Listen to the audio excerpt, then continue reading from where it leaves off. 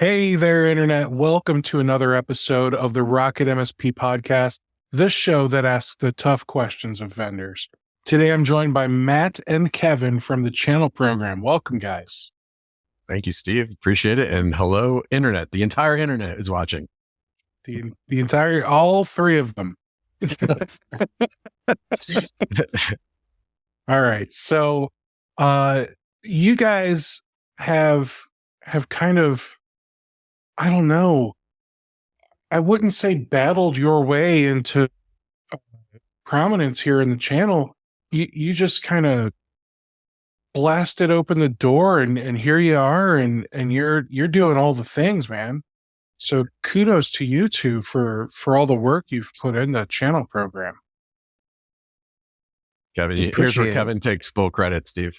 Go ahead, Kevin. That's good. I'll take like 90% credit this time. I'll give you a little credit. No, but it's funny. It at surface level, it might look like we've blasted our way, but I think every day we feel like it's a battle, yeah, I guess it's the nature of startup and entrepreneurship. You're always battling something, but sure. Yeah. So you launched a new, I don't know if it's a product or a platform, but it's called Navistack. Can you give us a brief overview of what that is and how it works? Yeah. Man, I'll take this one, and then Sure. then you can talk. No, I'll do the show and tell when we share screen. There you go. Well, I think it's kind of important to give some of the origin story behind it real quick.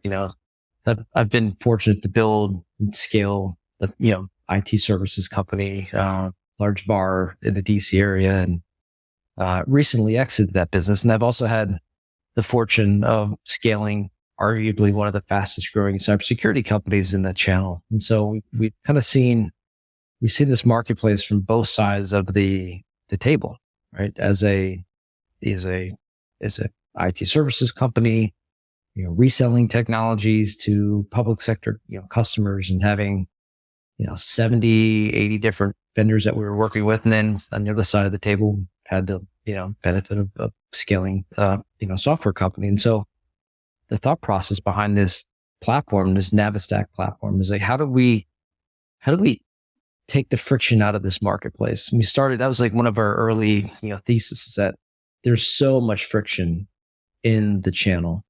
From an MSP standpoint, they're overwhelmed by the number of new technologies that are out there.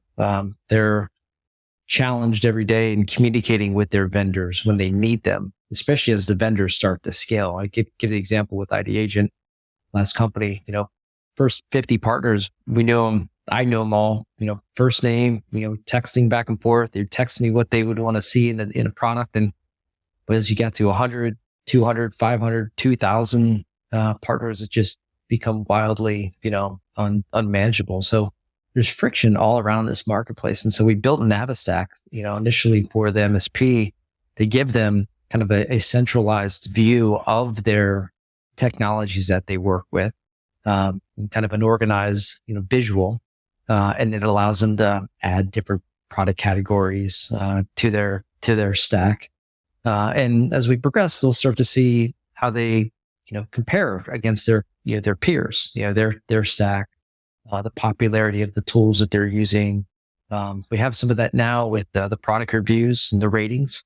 But at the end of the day, we wanted to start by creating a tool that allows the MSP to visualize their partners and just better organize them. Organize all their marketing materials in one centralized spot and just make it just that much of a better experience in managing their vendors moving forward. That's really cool.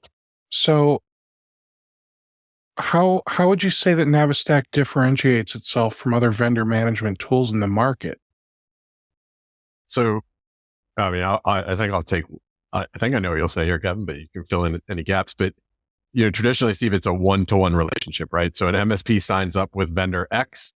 They're then saying to that MSP, hey, come log into my partner portal, get my materials. But you know as well as anybody, an MSP works with 30 different vendors. and it's a terrible experience to have to log into 30 different partner portals. It's impossible. I mean, it just doesn't happen. That's the bottom line. If you look at any industry report, it's a 10% utilization rate. I mean, that's pretty outrageous when you think from, well, both sides. One, the MSPs that are not being served properly. And then two, on the vendor side, that's terrible. I mean, that means 90% of your partners aren't actually engaging in all of these efforts and materials you're putting out there.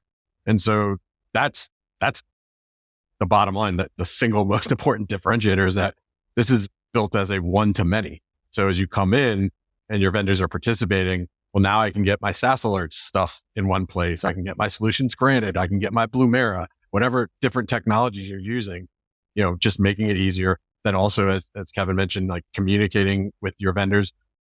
There isn't really a single place an MSP can chat with their entire vendor community. And that's what we're building here. That's really cool. Now, what it sounds like you're trying to do is almost make it so that Channel Program is the partner portal for not necessarily the product dashboard. You're not going to get rid of the ability to log into Meraki and manage switches and things like that. But it sounds like what you're trying to do is build like a centralized partner dashboard where we can download and access all of our sales and marketing materials and connect with our sales rep and possibly even tech support, all from a central hub that now we've got access to all of our vendors at once. Yeah, you're spot on. I mean, the phrase we've been using is we want this to become the home page for an MSP. And I know we'll kind of get into like the future iterations of what Navistack is going to become. But yeah, that's really exactly it. Like, we want to be the homepage. We want to be there's really no vendor management tool out there for an MSP to manage their vendors. It's such a big pain point. I heard it all the time, being on the road. It's just, and I get it. When I was in between roles, I started doing my own thing, and I even found just like the secondary vendors like Zoom and all that, and like staying on top of the StreamYard updates, like that became unmanageable for me. I was like, I told Kevin, I was like, I already work with like 10 different vendors, and I'm not like deeply engrossed in like Zoom, but you have to stay on top of what's happening in your stack. And that was my stack. It really like hit home for me of like, oh my God, this is an MSP's having to do this times 5 potentially. It's just, there was just no easy answer until we developed what we came up with.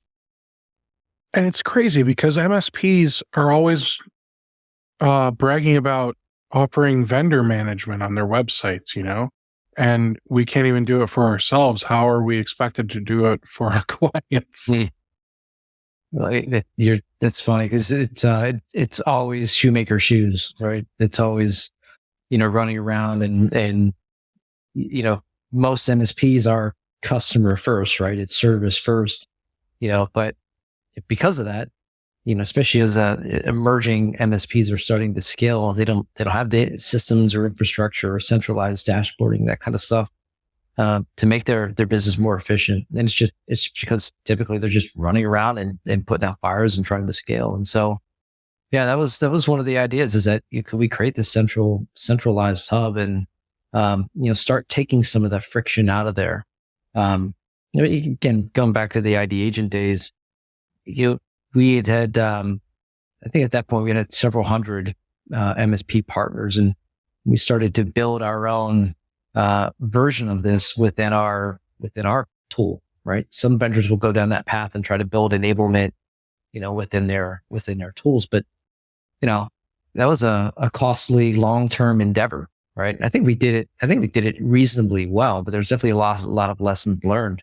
And I think the most painful part about it, though, was that we got to this point where we felt good about the portal that we had created, and we had all these great documents in there, and you could download logos and, all these images. But to Matt's point, and, we were one of the most engaged, hottest vendors out there, but we'd get 10%, maybe 12% utilization, right? And it's oftentimes, I don't think it wasn't because the partner didn't want to engage with us. It's because they were overwhelmed, right? Because they're having to, jump over here, jump over there. And then you you can also subdivide that, challenge with different personas within the MSP. You got somebody in marketing that's got a different need. You got technician, technical person's got kind of different use case. And then you've got a business owner that might have a third use case. And so that's, as we looked at this market, again, going back to the friction, it's like, how do we build something that's simple, easy to use? There are other, quote unquote, vendor management tools out there. They start kind of this API based, they're cumbersome, half the time the damn, APIs don't work, platforms are down. And so it's similar to the way we deconstructed security previously, right? Not to keep going backward with ID Agent, but it's a pretty good analogy in that cybersecurity is so damn complex.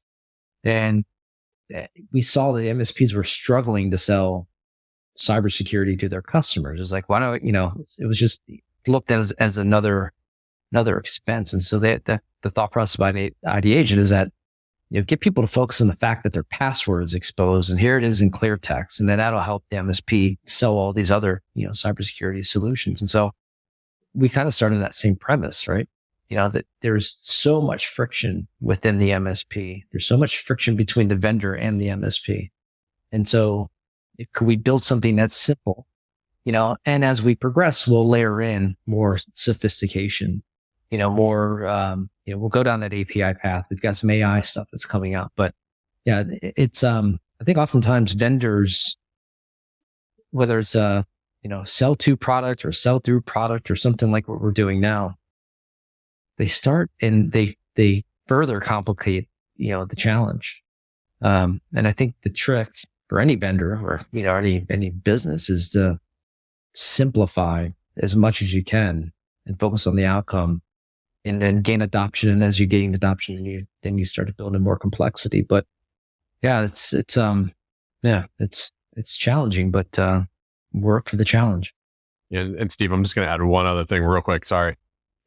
Because the other key piece to this is built in a community that's built around resources for MSPs. So it's like, not only you're getting this, you've gone in, maybe you got your materials from SaaS Alerts or whatever, but then, okay, well, I've been really looking to try to figure out who my next backup company is. Then you can immediately transition to starting to look at, peer reviews of backup and disaster recovery. Or, oh, okay, now that I'm already in here, let me check out what's going on in the industry this week on the industry calendar. So it's the whole platform is built around, the user experience for an MSP versus just logging into some random partner portal.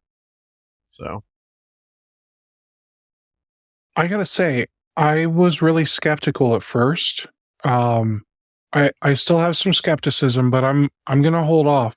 What I'd like to do is, can we look at it? Yeah, we can look at it and we can play around with it, and we are going to answer your skepticism. Excellent. Excellent. So yeah, if you want to go ahead and put it on the screen, we can talk through it. Again, this is version 1, right? This is right now a visualization of a sample MSP stack. And so again, as an MSP, I'm able to log in and, we have got kind of preset categories just based on general feedback from the community, but you can absolutely customize it. Don't see a category. You can put this in. I think it's important to address this because this question gets asked a lot. The vendors, there are vendors who pay to be part of our platform.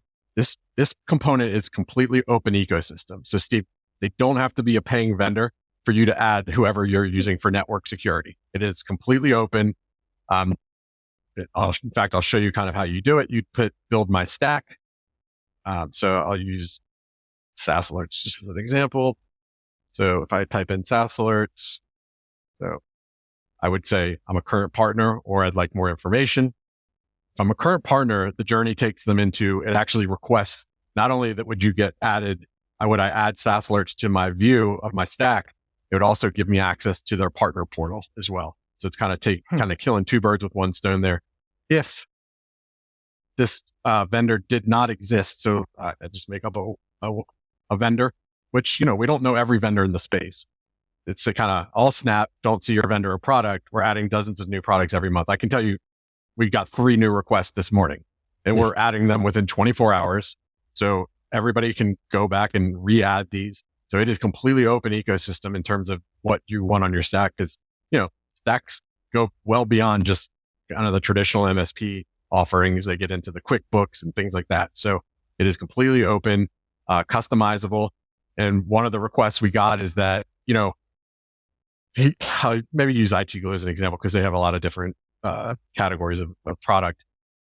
How you perceive as an MSP, how you use IT Glue might be different than the categories they selected for themselves to be categorized.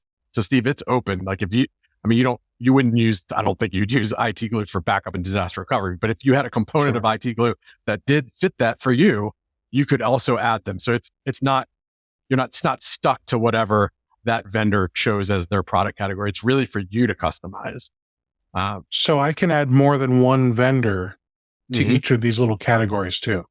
Yeah, correct. So you're kind of seeing, vendor vulnerability assessment. And I was worried about that because, there are many MSPs that they might use multiple vendors for a multitude of reasons.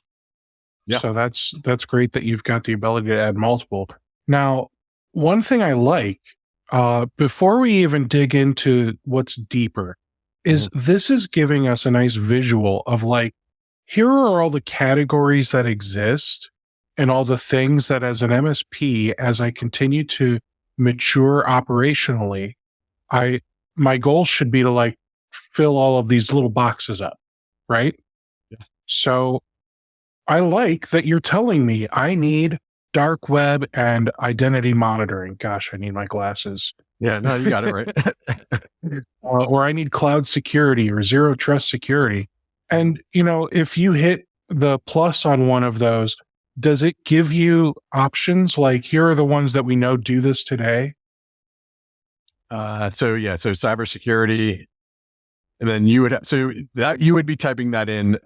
We will have some Kevin, maybe in the future we'll have some suggested vendors there, but yeah, for now this would be, you would be typing it in, but you can, search zero trust security up here in the search toolbar, and you're going to get a myriad of vendors that show Perfect. up. Yeah. Cause that's what I see as, as we continue through our journey of operational maturity, I would love to see, okay, this quarter, I'm going to focus on zero trust security.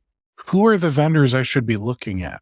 Obviously, you guys do a great job of having your battle royales and all these other events that you guys do to show off vendors. And I feel like I fill in a gap where you don't, where I have them come on and do demos. So who knows? Maybe there's a way for us to work together in the future. But what I would say is it would be cool if we hit the plus and there was like a pick one of these vendors because I don't have one today.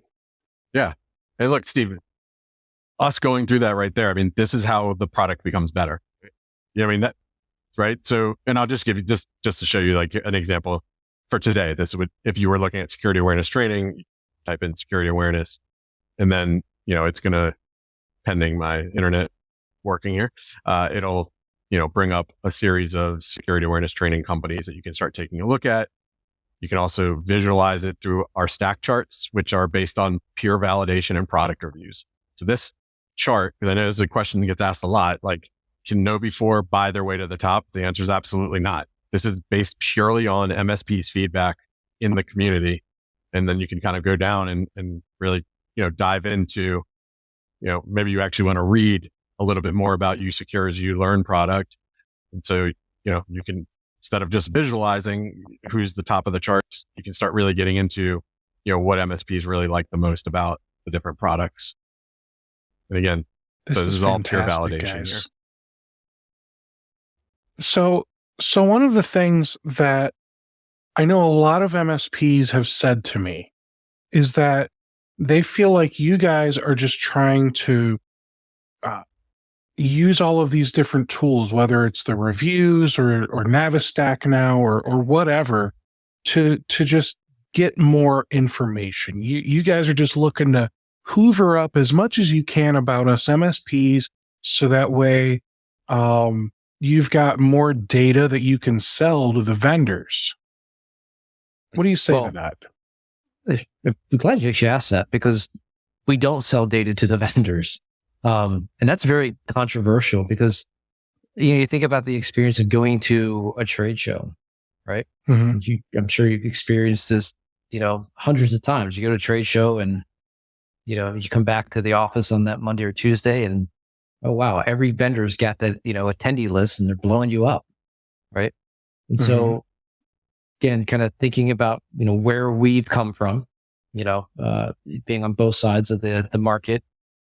Last company was obviously cybersecurity. A lot of it was focused on privacy. So we started with, let's put the control back into the channel's hands. So when we launched, 20 months ago now, we launched with this program we call Pitch, called Engage Today.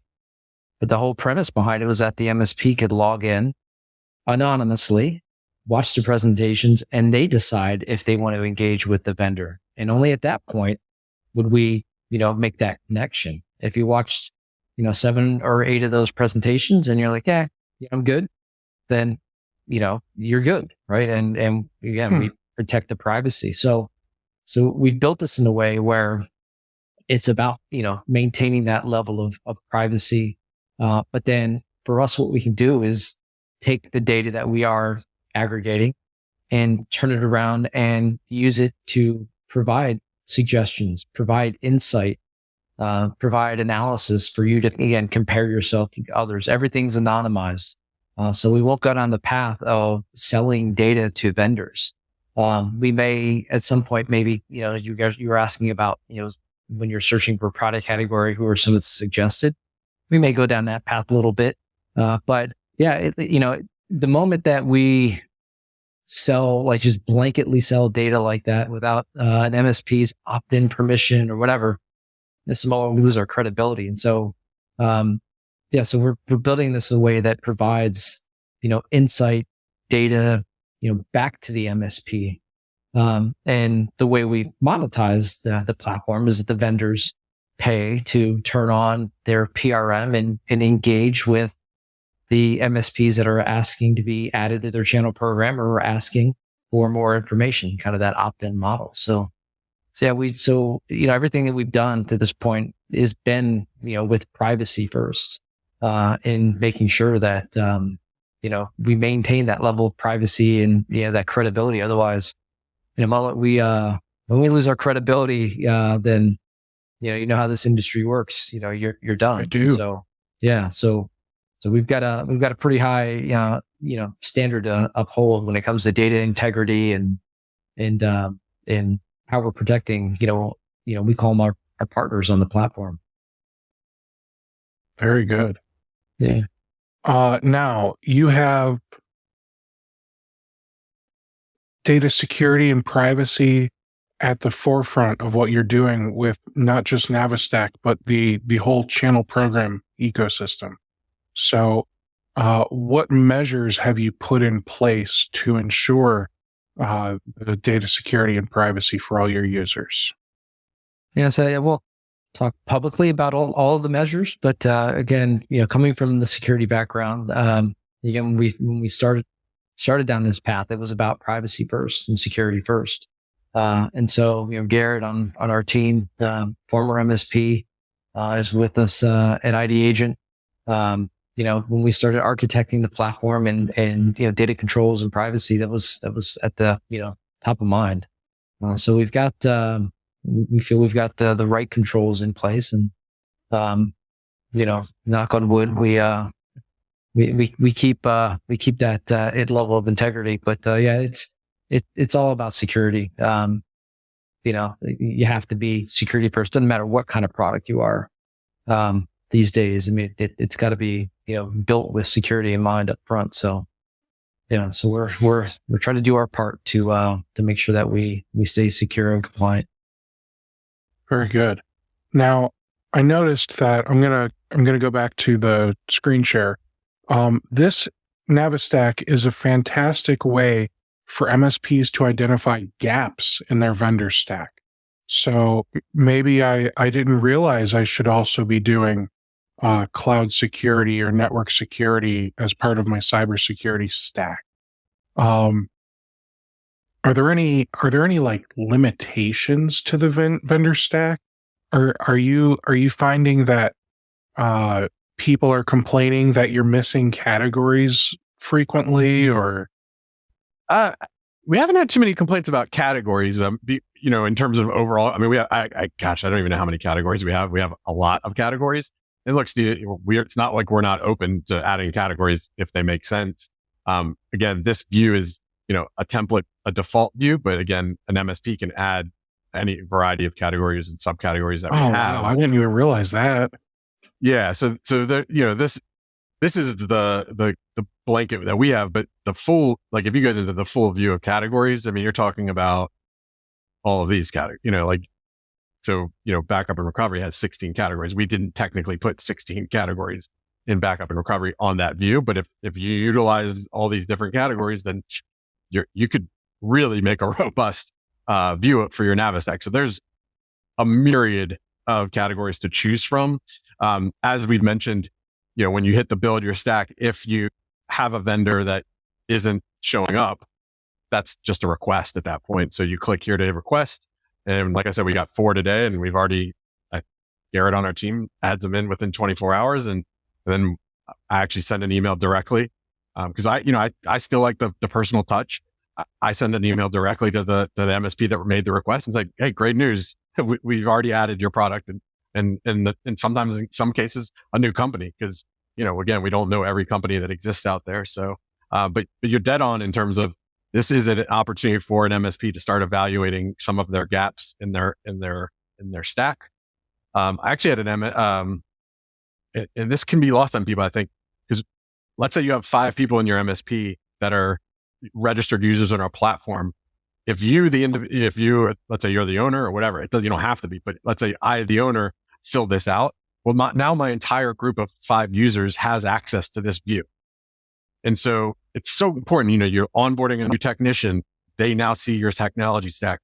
I had a salesperson come up to me, a salesperson at an MSP, and she said, she's like, I don't fully understand actually all the different technologies we work with. And I had presented in front of them, and she said she looked over to the owner and she's like, I want this. And he said, well, he showed her an Excel spreadsheet that he has of his vendors that he works with. She said, no, I want this. Because, it's a different visualization. And again, this is step 1 of this. But as I mentioned, and I'll kind of get into we talked a little bit about the partner portals. So as you start adding to your stack, it will start unlocking the different partner portals that you have been granted access to. So in this case, I've been granted access to Thread, SaaS Alerts, Nodeware. So now just directly from my stack, I'm able to go in here. I'll use SaaS Alerts as an example because they've done a great job of adding content.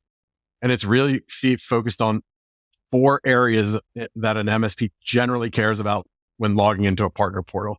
It's brandable content, so white labeled materials, the ability to add your logo at the click of a button. It's a click and drag situation. Vendor documentation, whatever FAQs, whatever they want you to be able to know about their product, blogs, and then videos. So these are the areas that we know based on MSP usage. These are the areas that they care most about. And, in addition to that, as we talked about, you can then communicate with your entire partner base, which has just never existed before, right? So you can now reach out to, for the sake of this call, Patrick Sullivan's my account manager. I can chat with him directly here, and I can do the same for Thread, and I can do the same for Nodeware. And that's just never existed. Guys, this is effing amazing. This is revolutionary. You guys have built something that I'm impressed. Thank you. I guess it's where I have to give Matt more than 10% credit, I guess, huh? Yeah. Now, it means a lot coming from you, Steve, because I know you're in the space. You've been on a lot of different sides of the industry. and you hear from a lot of the technology vendors. So you know a lot of the pain points on both sides. So yeah, it means a lot coming from. Now, one thing that I would love to know is, what are MSPs saying? You've had it launched for I don't know, a few weeks now. What are MSPs saying after they've put all their vendors in here and started using it? The primary reaction is similar to the reaction that you just gave. I think that overwhelmingly everyone's like, "Holy crap, this is incredible!" I can't tell you how many times I've spoken with somebody for the last 2 months. We've kind of this beta, and then when we have to launch, have people come up to us at an event and say, "Damn it, I wanted to do this. I thought about doing something like this, but you guys beat us to it." So I've heard that quite a few times. But I think kind of forward looking, we've gotten a lot of questions about, all right, well, how do I compare against my my competitors? It could be down the street, or it could be you could be, I don't know, across the country or whatever. And that's an area that we're going to start to path that we're going to go down. When MSP registers, or if they do product reviews, we ask some demographic, questions, as you see the size of the MSP and maybe number of endpoints or customers. And so as we progress, we'll start to surface, like, this is the stack of the average MSP that's $2 million or X number of endpoints. These are things that you might want to think about. And then you mentioned it earlier, like this kind of maturity model. I think we'll start to lean into that, because we have got some of the large kind of monolith MSPs that are in the platform using this, and then we've got tons of the upstarts, the ones that are going from break fix to MSP. And so, as all right, their stacks are going to be dramatically different. And so, as we get to like this critical mass as far as number of partners using the platform and products added, then we can start to surface that kind of data in the platform. And I think it's a not too distant future, because the uptake has just been off the charts. But I think that's a lot of what they're looking for. Yeah. And that was going to be my next question is, like how some people just know that steak pairs nicely with a Cabernet Sauvignon. I would like to think that you guys are going to be able to use the data for good, not evil. Maybe you'll see that people often pair Fin security with SaaS alerts for whatever. And I'm just picking two random vendors. I'm not putting any thought into it, right? But you're going to start to see trends through all of the vendors that people are working with, and you'll be able to start correlating. All right, well, for whatever reason, people really like using these two cybersecurity platforms together. And then you'll be able to take that and present it to MSPs and say, hey, look, here's the stack that we see most MSPs your size, and maybe here's the next size up. And, you start to really analyze all this data, and you could easily get lost in the numbers, but there's going to be some really fantastic ways you can present what you've learned with this platform. Yeah, without giving away too much, we'll start next week dripping some really interesting insights that we've already gleaned. These are actually from the product reviews, and so if we start to analyze all of the product reviews and the thousands of suggestions, like, so one of the great questions on the product reviews is, what would you like to see added to what's missing basically in this product, what should be on the roadmap. And the responses are incredible. I mean, so they're incredible for that specific vendor that's getting those reviews. But then when you extrapolate that across a product category and say that product category has 400 reviews, and 400 suggestions, and we start to look at, what's being suggested, what's most important, it becomes really powerful data. It's really fascinating, and I've mentioned, like, one of the areas that, one of the most common requests across all the products is integrations, right? I mean, I think integrations is out in front by a country mile. It's out there way out in front. And so there's some really cool things that we can do leading into integrations, integration maps, and then taking some of those product suggestions and giving them back to the vendors and say, hey, this is what your customers are asking for. And that's another major pain point for every vendor, especially, again, we lived it. We'd get all kinds of, great feedback while we're at events. We didn't have a way to capture it and prioritize it. And so we have something that's coming out for the vendors to be able to capture that and then prioritize it, and then send it over to development teams, and close the loop. And so it's almost like we're creating kind of a real-time product advisory council for these vendors, based on their customers' feedback. So there's really cool things that we can do with the data and the platform. It adds value back to the vendors, but more importantly, adds value to the MSPs. Because to your point, right? It's like, when you get into kind of the world of AI and predictability, what pairs well with what, and we start to go down the path of pricing and stuff like that. I mean, I think the insights that we'll be able to provide back to the MSP to help them make better decisions will be just super powerful. That's really awesome. I want to play with it. I don't even need to. I have no need to with what I do with Rocket MSP. I don't even have a stack, but it just makes me want to play with it. It's pretty.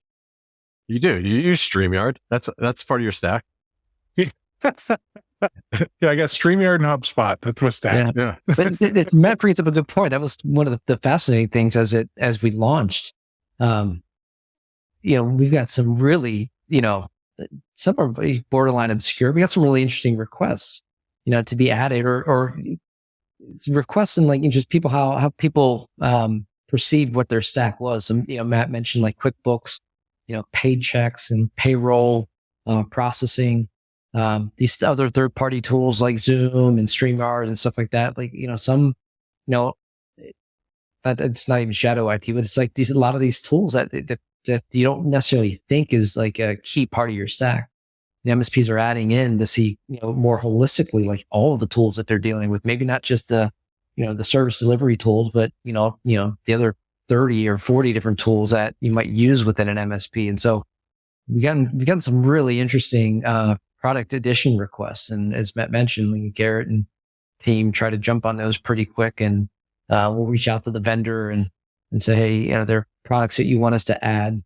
And that's, again, just part about providing, value and not leading people down a certain path, but, surfacing the data that they need to see to make decisions. Right. So yeah, been very, the part's been very cool.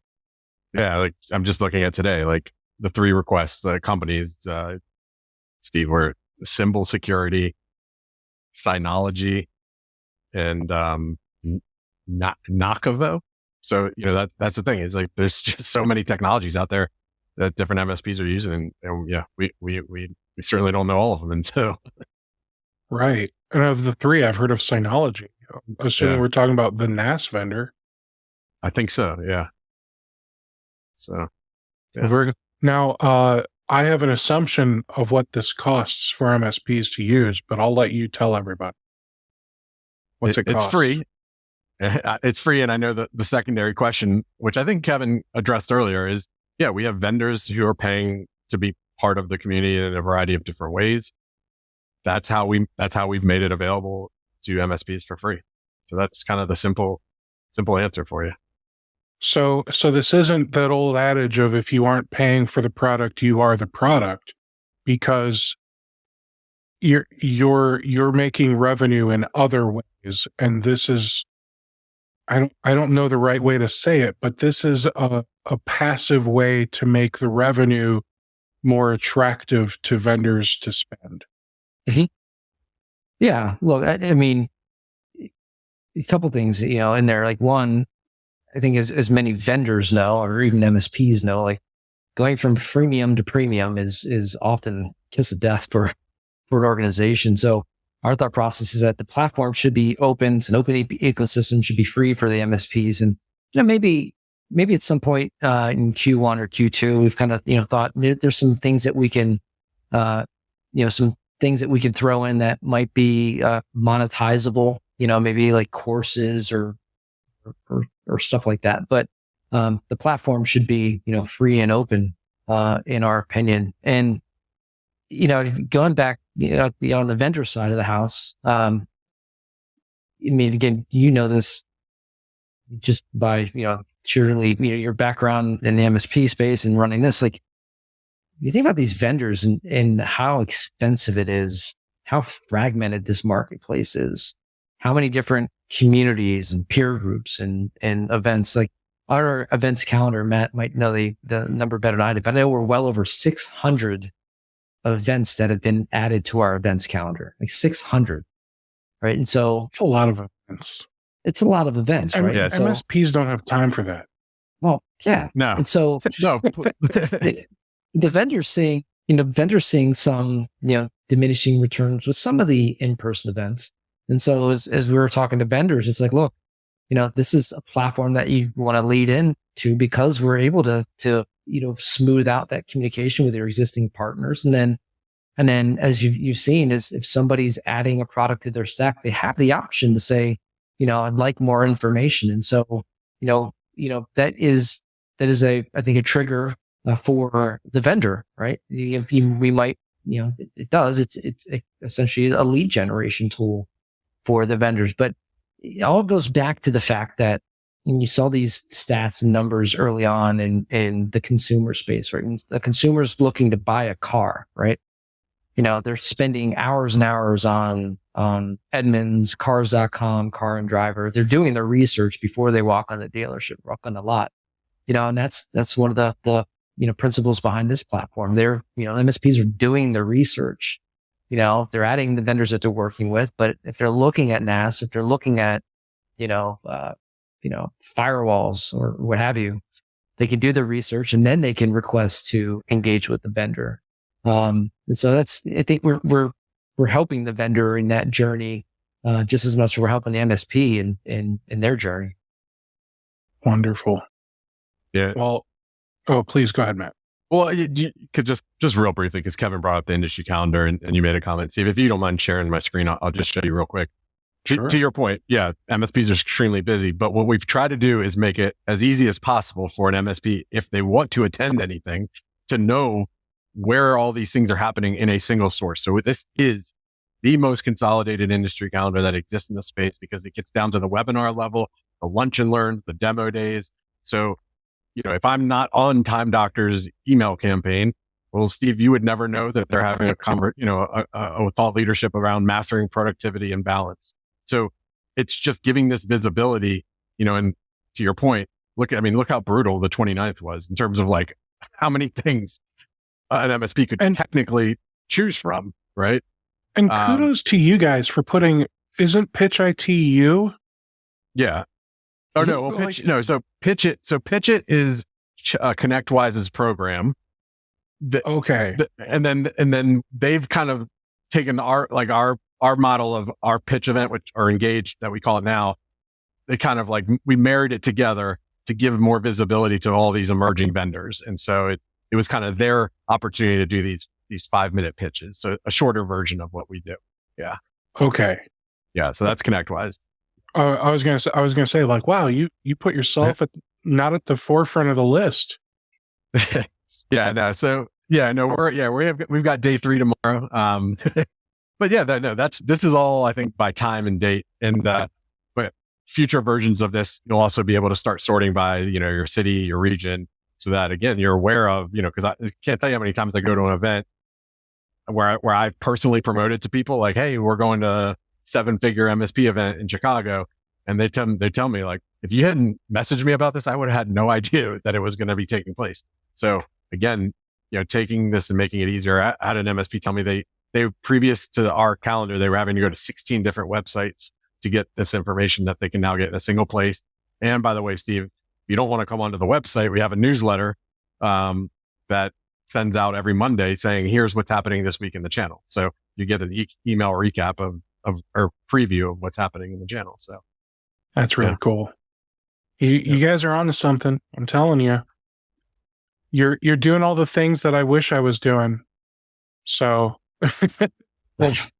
Well, I mean, look, it means a lot coming from you, because if your prominence, your disposition in the space, but it goes back to that, we kind of kicked off. Like, it's every day is we kind of it is a battle, right? It's how fast can we develop? How much value can we add? And we kind of look at it that way. And so, we try to make everything look calm and cool on the surface, but behind the scenes, I mean, we're trying to run as fast as we can, because just how complex and diverse this whole industry is. So we're trying to fight the good fight for everybody.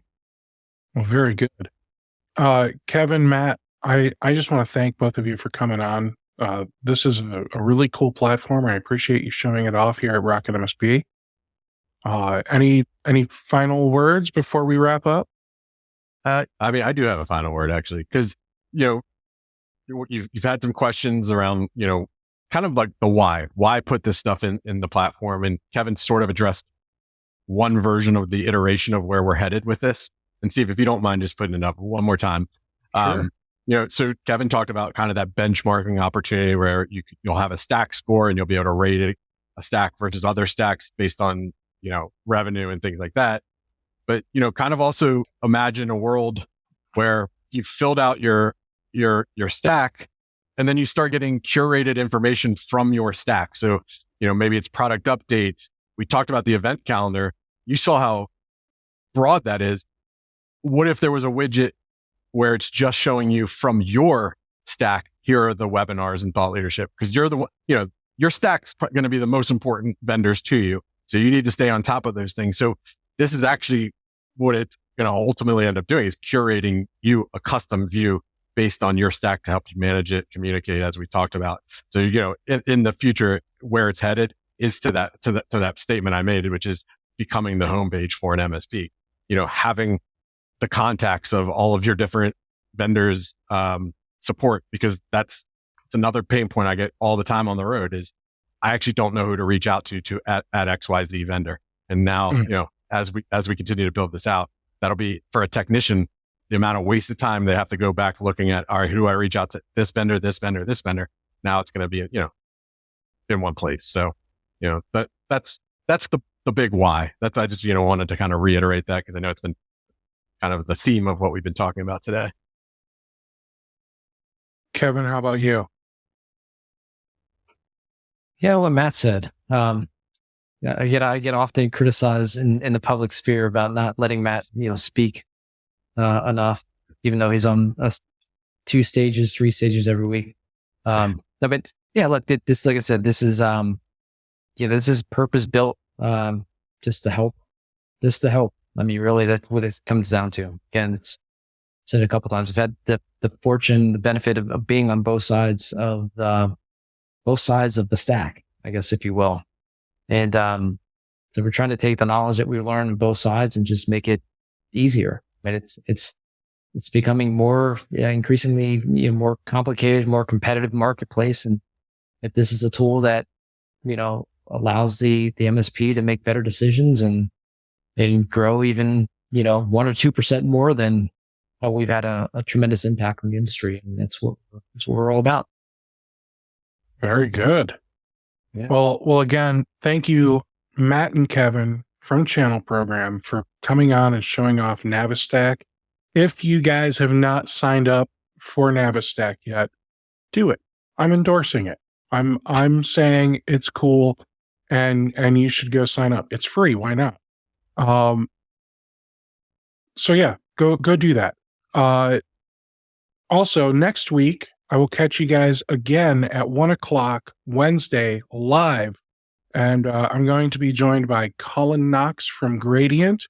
We're going to get an update from him and learn about what's new over at Gradient. So thanks so much, everyone, for being here. And I will catch you all next week. Take care.